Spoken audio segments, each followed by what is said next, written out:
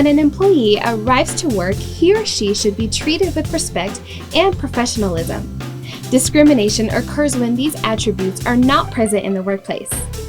Employers cannot discriminate against someone based on characteristics or ideologies.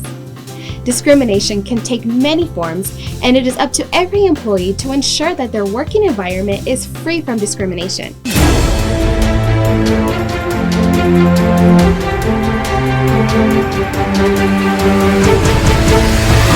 Preview. Discrimination can be defined as the treatment or consideration, or making a distinction in favor or against a person or thing based on the group, class, or category to which that person or thing belongs, rather than on individual merit. It doesn't matter if the party who is discriminating is doing it on purpose or not. Discrimination is hurtful, damaging, and illegal. For this reason, employers and employees alike need to evaluate themselves regularly to be sure no discriminatory practices begin to take place. Common examples of discrimination in the workplace include racial slurs or derogatory remarks about a person's race or color, verbal, physical, or electronic harassment of a sexual nature, denying promotions based on being too old, refusing to make accommodations for someone's religious beliefs, or failure to accommodate someone's mental or physical disability.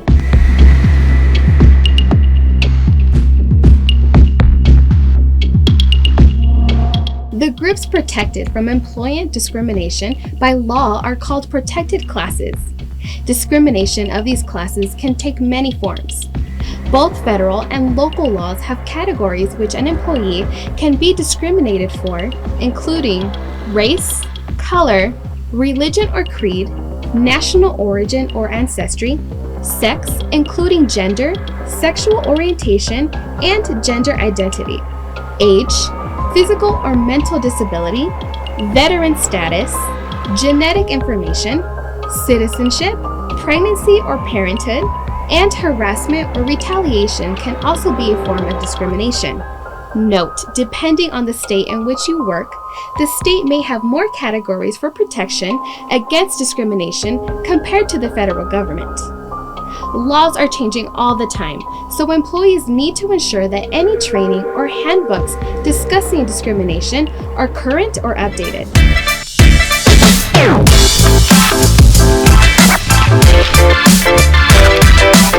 Some forms of discrimination are so subtle that it can go easily unnoticed by everyone, including the person being discriminated against. The most important step in avoiding discriminatory practices is to take time to evaluate decisions made and consider the factors that weigh that decision. An honest evaluation of your decision should reveal whether discrimination is an issue or not. Additionally, employers and employees can prevent discrimination by providing handbooks that outline and discuss the company's policies in regard to behaviors and practices that will not be tolerated. Employees should carefully read and understand non-discrimination policies in the handbook. If an employee has questions, they should ask questions to their supervisor or human resources department. Providing anti-discrimination training to all management staff and regular employees. Employees should attend all required anti-discrimination training and take opportunities to attend additional training if it is offered. Encourage ideas of respect and professionalism. Grant reasonable accommodations when they have been requested.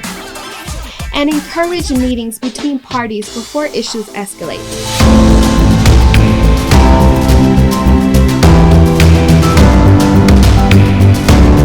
There are some situations when an employee, manager, or supervisor is unsure about a behavior or action that may be an indicator of discrimination.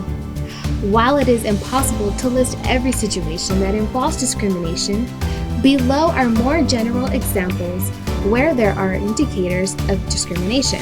Hiring practices that disallow certain individuals or groups from applying for the job or from being offered the position in which they applied. When a rule or policy is not applied to everyone equally. when a reasonable accommodation for a disability or religious belief is not granted, unless it would cause undue hardship to the company. Jokes that are shared that might offend someone. Behavior that humiliates or degrades someone. This behavior might be repeated over and over again. Or someone not getting a promotion or raise based on the fact that they belong to a protected category. If an employee feels that they have been discriminated against, they should talk with or file a complaint with either their supervisor or human resources department. Should the behavior not be stopped, or an employee becomes a target for retaliation, it is another form of discrimination, he or she can file a complaint with the Local Equal Employment Opportunity Commission, EEOC.